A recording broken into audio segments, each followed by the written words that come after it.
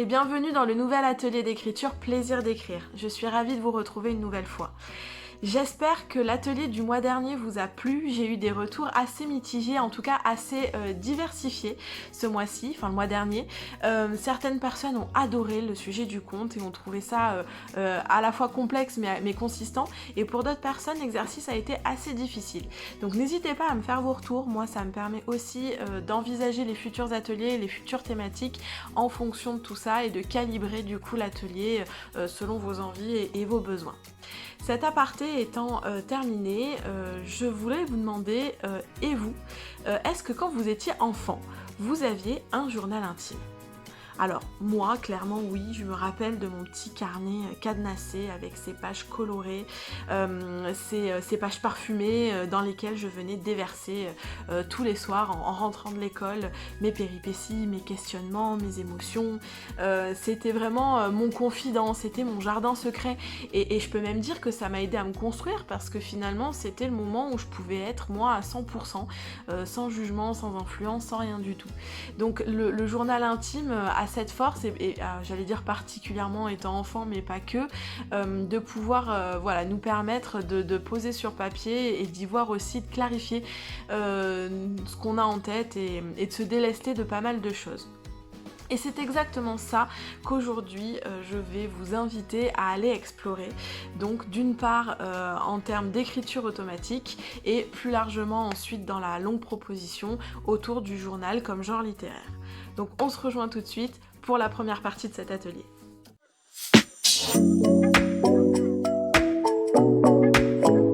Alors, pour poursuivre le sujet du journal, nous allons un petit peu plus approfondir le sujet. Tout simplement en cassant une image que nous avons tous qui est le journal égale objet de confidence enfantine et rien de plus. Ça va bien au-delà de ça. Un journal, c'est vraiment un outil extrêmement puissant d'introspection, de verbalisation, de connaissance de soi. Il y a des personnes qui tous les jours tiennent un journal. Il y a des personnes, dont je fais partie, qui vont tenir un journal dans des périodes un petit peu plus difficiles, un petit peu plus questionnantes. C'est vraiment se mettre dans une bulle qui n'appartient qu'à soi. Un moment et un endroit où nous serons ni influencés, ni jugés, et où nous pourrons avoir un espace pour déverser à la fois nos idées, nos envies, nos inquiétudes, et tout ce qui des fois peut être inavouable ou que l'on ne comprend pas nous-mêmes. C'est ce qu'on appelle un petit peu l'écriture automatique. L'écriture automatique, c'est le fait d'écrire sans intention et sans arrière-pensée. Et aujourd'hui, dans cet exercice préliminaire, c'est exactement ce que nous allons explorer. Donc, ce que je vais vous demander, c'est de prendre un carnet, une feuille, ce que vous avez sous la main, crayon papier, et donc stylo ou quelque chose pour écrire. Et j'insiste en fait parce que je vous demande vraiment de faire cet exercice de manière manuscrite.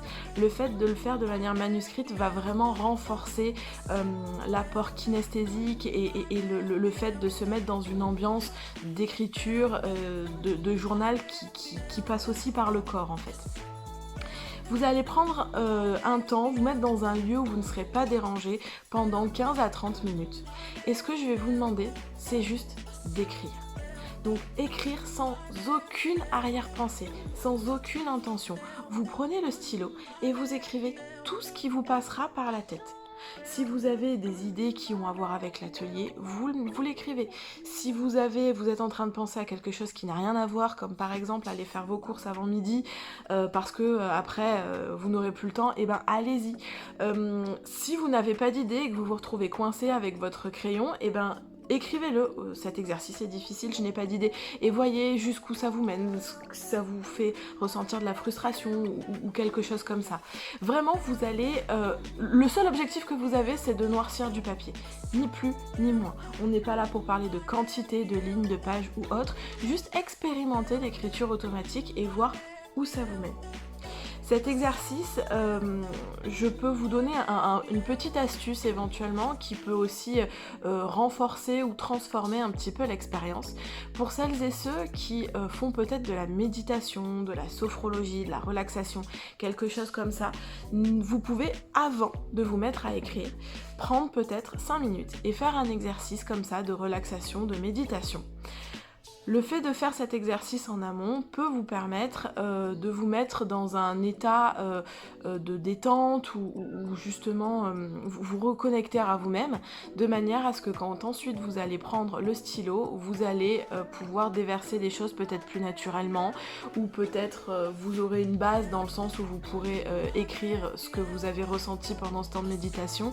Bref, vous voyez, il y a vraiment plein d'astuces. Si vous avez envie de faire ce temps-là en pleine nature parce que ça vous inspire, faites-le. Si vous avez envie de faire ça le soir avant de vous endormir, faites-le et voyez un petit peu ce qui en ressort. Donc je vous laisse avec cet exercice-là, jouer le jeu. Nous allons ensuite dans la partie suivante approfondir vraiment le sujet du journal intime. On se retrouve tout de suite.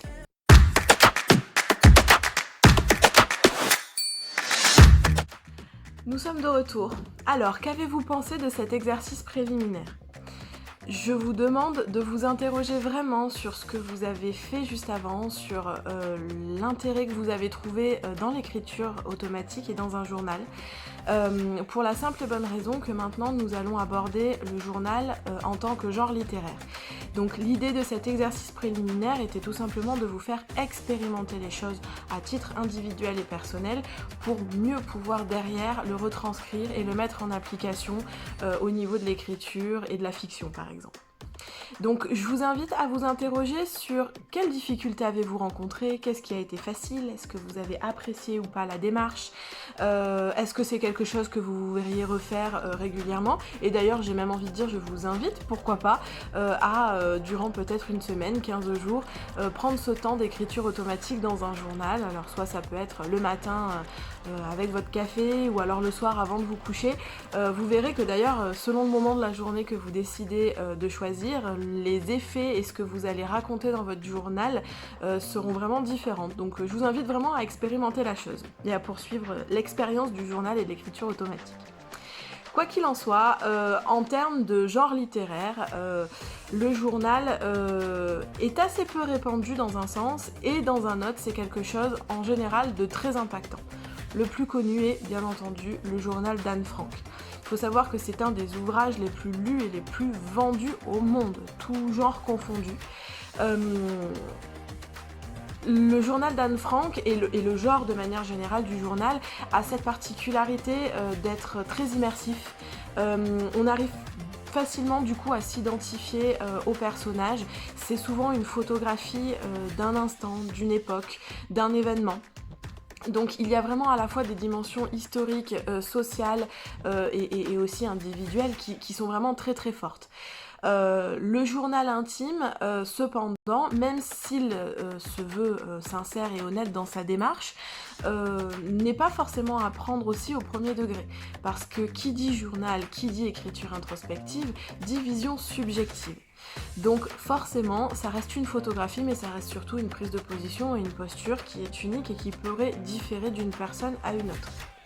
Souvent, les journaux qui sont publiés sont des journaux qui n'ont pas vocation première à l'être. Et c'est aussi ça, des fois, qui peut être à la fois déstabilisant. Si vous avez lu le journal d'Anne Frank, il y a certains passages, des fois, où on entre vraiment dans l'intimité de cette jeune fille, et à la fois qui sont très forts. La posture, en général, est très accessible. La personne ne cherche pas à faire du beau. On est dans de l'authenticité pure. Donc voilà, c'est vraiment un genre pour moi à part entière et que j'affectionne tout particulièrement. C'est un genre qui est aussi beaucoup plus accessible. Souvent, les premières lectures que l'on va faire, même quand on est adolescent, ça va être L'herbe bleue, ça va être Christiane F, 13 ans, droguée, prostituée. C'est vraiment des lectures très accessibles dans la forme et qui permettent de ce fait d'aborder des sujets très très lourds comme la drogue, la prostitution, la guerre concernant Anne Frank. Donc voilà, vraiment pour moi un petit bonbon et un petit bijou, lorsqu'on sait le maîtriser, on peut vraiment faire des choses très très puissantes avec. Et c'est exactement ce que je vais vous demander de faire dans cette proposition d'écriture de ce mois-ci autour du journal. je vais vous demander de choisir un personnage. Alors, soit c'est un personnage réel qui vous inspire, ou pas d'ailleurs, ou alors un personnage fictif que vous allez créer pour l'occasion, ou un personnage fictif peut-être que vous avez déjà créé dans le passé, dans une nouvelle, dans un des textes précédents, des précédents ateliers, ou dans un roman que vous êtes en train d'écrire ou que vous avez écrit. Bref, quoi qu'il en soit, je vais vous demander d'écrire son journal. Donc de nous raconter, alors je vais peut-être pas vous demander d'écrire le journal complet et de faire 200 pages, loin de là, mais peut-être un événement, quelque chose qu'il a vécu, ou peut-être une petite période de sa vie, et d'écrire son parcours sous forme de journal. Je vous mets en alerte parce que on peut des fois penser que le journal est quelque chose de facile à écrire. Alors oui, dans l'absolu, c'est peut-être plus accessible, mais quand on prend le journal d'un point de vue du genre littéraire, il faut vraiment que ce soit travaillé et il faut que vous soyez vigilant sur à la fois la personnalité de votre personnage, parce que quand on lit le journal d'une personne, il est vraiment à son image et complètement différent des autres, donc il y a une vraie recherche concernant la personnalité de ce personnage-là, les mots que nous allons lui mettre, les tics de langage, etc., etc. Donc soyez vigilants sur ce point-là.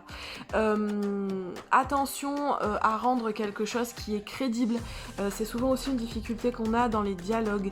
On peut être un petit peu plan-plan quand on écrit des dialogues et se retrouver à faire quelque chose qui n'est pas naturel. Le journal, ça peut être un petit peu pareil. On peut vite tomber sur un épanchement un peu enfantin, ou un peu en surface. Or, un journal en général, on y met clairement ses tripes. Donc du coup, une fois de plus, à travailler sur le côté crédibilité et fiabilité, on va dire, en termes de forme, pour pouvoir bien révéler le fond. Que vous dire de plus sur ce sujet-là, si ce n'est que je vous laisse expérimenter du coup l'écriture du journal littéraire. On va s'arrêter là pour aujourd'hui. J'ai vraiment hâte de lire vos travaux. N'hésitez pas à venir poser des questions et une fois de plus à venir partager vos opinions. Comme je vous l'ai dit tout à l'heure, vous pouvez continuer si le sujet du journal vous a plu, l'expérience en le continuant sur plusieurs journées. Je vous oriente aussi vers Julia Cameron, qui a écrit un ouvrage et une méthode qui s'appelle les Morning Pages. Son idée à elle, c'est de dire chaque matin vous vous réveillez et la première chose que vous faites, vous servez votre café et vous écrivez 3 pages par jour chaque matin. Et son idée derrière ça, d'ailleurs son ouvrage s'appelle Libérer votre créativité, c'est vraiment de se dire que quand on prend cette routine-là, quand on se défait de nos pensées et de ce qui nous encombre, on a possibilité d'accéder à quelque chose qui ira un cran plus loin qu'habituellement.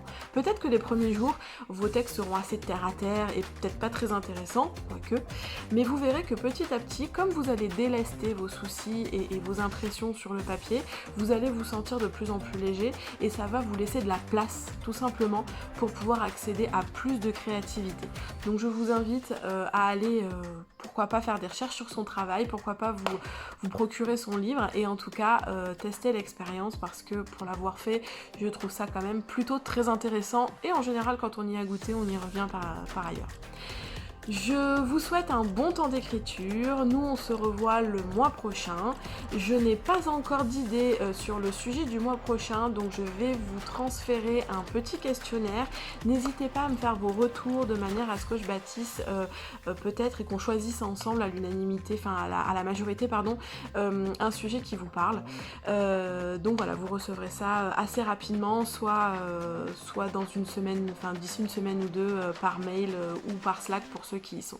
Je vous remercie beaucoup, je vous souhaite un bon temps d'écriture et nous on se dit au mois prochain ou plus tard. Allez, au revoir.